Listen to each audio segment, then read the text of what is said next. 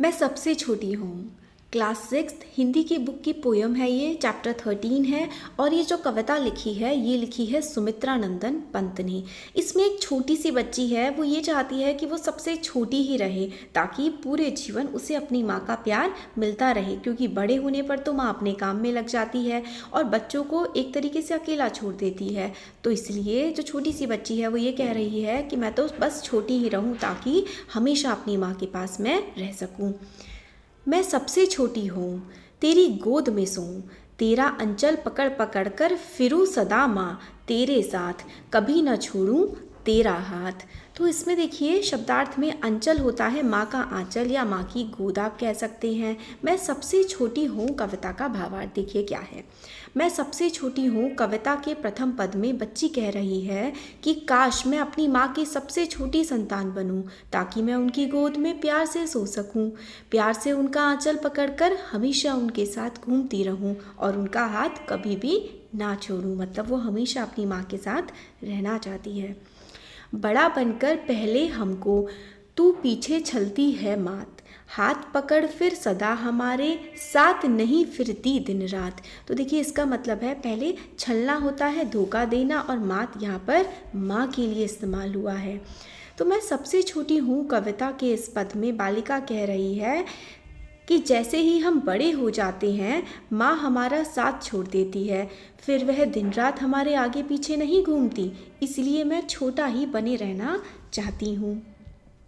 अपने कर से खिला धुला मुख, धूल पोंछ सज्जित कर गात, थमा खिलौने नहीं सुनाती हमें सुखद परियों की बात। तो कर होता है हाथ, गात होता है शरीर, और सुखद यानी कि सुख प्रदान करने वाली। तो मैं सबसे छोटी हूँ इसमें आगे है सबसे छोटी हूँ कविता में बच्ची आगे कहती है कि बड़े होने के बाद माँ हमें अपने हाथ से नहलाती नहीं, ना ही सजाती और संवारती है।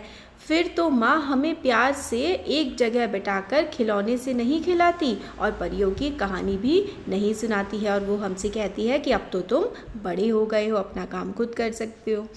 ऐसी बड़ी न होऊं मैं, तेरा स्नेह न खोऊं मैं, तेरे अंचल की छाया में छिपी न हूँ, निष्प्रह निर्भय कहूँ दिखा दे चंद्रोदय। तो निष्प्रह जिसे कोई इच्छा ना हो, जिसका कोई और कुछ चाहता ही ना हो, जिसे कोई डर ना हो, वो होता है निर्भय। इस कविता के अंतिम पद में बच्ची कह रही है कि मुझे बड़ा नहीं बनना है, क्योंकि अगर ऐसा हुआ तो मैं माँ के अंचल का साया खो दूंगी, जिससे मैं निर्भय और सुरक्षित होकर आराम से सो जाऊं और चंद्रमा के उदय का दृश्य करने का अनुरोध करूं। मतलब वो चाहती है कि माँ उसको निभाएं, उसके साथ रहें और उसको जो है परियों की कहानियाँ सुनाएं। वो माँ के साथ सुरक्षित और बहुत ही ज़्यादा कंफर्टेबल महसूस करती है। अतः बच्ची हमेशा छोटी रहना चाहती है, क्योंकि बड़ा होने के बाद उसे माँ का प्यार और दुलार नहीं मिल पाएगा। तो इसका जो सार है वो ये हुआ कि बालिका अपनी माँ की सबसे छोटी संतान बनने की इच्छा रखती है। ऐसा करने से वह सदा अपनी माँ का प्यार और दुलार पाती रहेगी, उसकी गोद में खेल पाएगी, उसकी माँ हमेशा उसे अपने अंचल में रखेंगी, उसे कभी अकेला नहीं छोड़ेंगी। उसे लगता है कि वह सबसे छोटी होगी तो माँ उसका सबसे अधिक ध्यान रखेंगी। सबसे छोटी होने से उसकी माँ उसे अपने हाथों से नहलाएंगी, सजाएंगी, संवारेंगी, उसे प्यार से परियों की कहानी सुनाकर सुलाएंगी। वह कभी बड़ी नहीं होना चाहती, क्योंकि इससे वह अपनी माँ का सुरक्षित और स्नेह से भरा आंचल खो देगी और वो हमेशा अपनी माँ के साथ रहना चाहती है। तो ये थी छोटी सी पोएम। होपफुली आपको समझ में आई होगी। अच्छी लगी है तो लाइक करिए, चैनल को सब्सक्राइब और शेयर करिए। Thank you so much. Hello everyone, welcome to learner B. I am Shivani Chauhan. इस वीडियो में क्लास 6 हिंदी की बुक का चैप्टर 13 मैं सबसे छोटी हूँ के क्वेश्चन आंसर्स देखने वाले हैं। तो सबसे पहले है देखिए, कविता में सबसे छोटी होने की कल्पना क्यों की गई है। तो कविता में ऐसी कल्पना क्यों की है कि भाई मैं सबसे छोटी ही रहूँ। तो देखिए इसका आंसर है, कविता में सबसे छोटे होने की कल्पना इसलिए की गई है जिससे कि लंबे समय तक माँ का प्यार मिलती रहे नहीं होगा, माँ का प्यार मिलता रहे, माँ का प्यार मिलता रहे, माँ के आंचल की छाया मिलती रहे, माँ का साथ मिलता रहे, विभिन्न प्रकार के खिलौने मिलते रहें, माँ द्वारा परियों की कहानियाँ सुनने को मिले, इसलिए वह सबसे छोटी रहना चाहती है। कविता में ऐसी बड़ी ना हूँ मैं क्यों कहा गया है, क्या तुम भी हमेशा छोटे बने रहना पसंद करोगे। इस कविता में एक छोटी बच्ची रहकर माँ के साथ रहना वो पसंद करती है। वह ऐसी बड़ी बनना पसंद नहीं करती जिससे वह माँ का दुलार ना पा सके। बड़ी बनकर वह माँ के प्यार को खोना नहीं चाहती, इसलिए इस कविता में ऐसी बड़ी ना हूँ मैं की कामना की गई है। हाँ, मैं भी हमेशा छोटे बना रहना पसंद करूँगी, बट जब हम छोटे हैं तब हमें बड़ा होना होता है, और जब हम बड़े हो जाते हैं तो हमें छोटा होना होता है, क्योंकि छोटे में बेफिक्री होती है लाइफ में।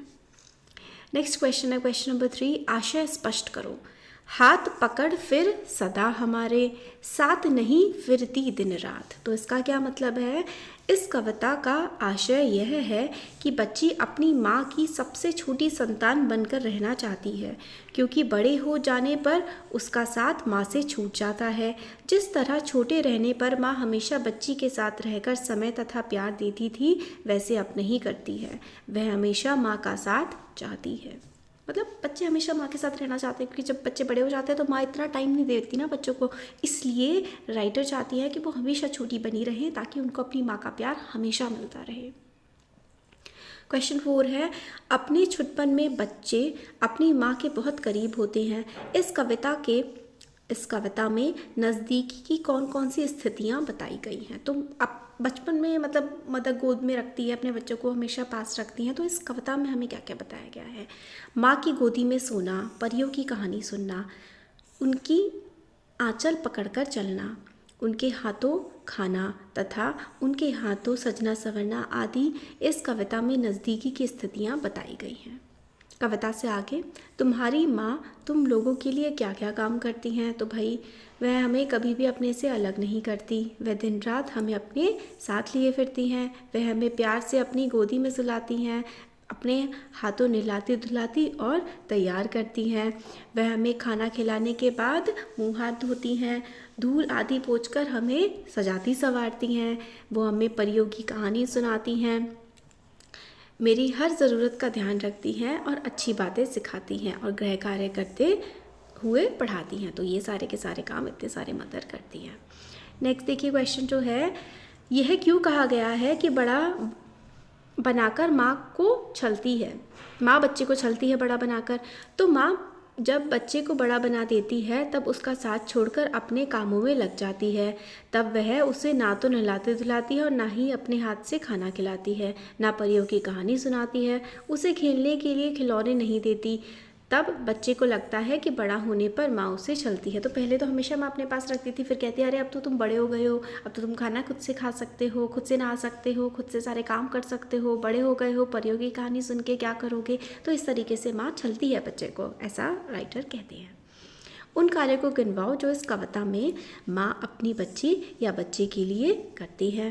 तो देखो इसका जो आंसर है, माँ अपने बच्चों को गोदी में सुलाती हैं, आंचल पकड़कर साथ साथ रखती हैं, खाना खिलाती हैं, नहलाती धुलाती, सजाती संवारती हैं, खिलौने देती हैं, स्कूल भेजती हैं, परियों की कहानियाँ सुनाती हैं, अच्छी अच्छी बातें सिखाती और पढ़ाती हैं। तो ये सारी की सारी चीज़ें मदर अपने बच्चे के लिए करती है।